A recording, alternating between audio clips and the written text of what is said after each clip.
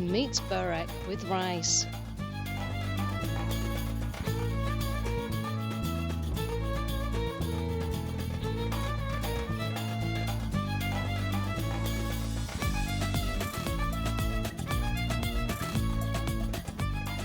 Melt 1 tablespoon of butter in a saucepan.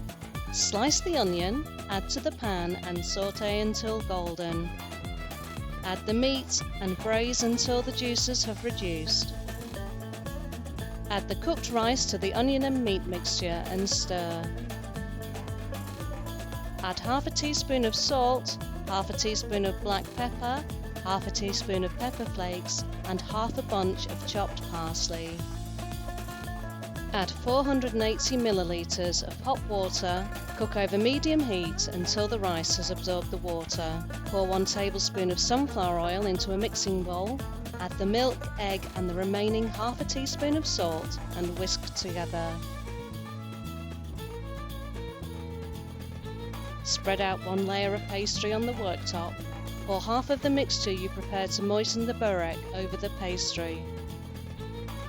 Spread the remaining layer of pastry over the mixture. Then evenly spread the rice filling over the second layer of pastry, leaving spaces around the edges.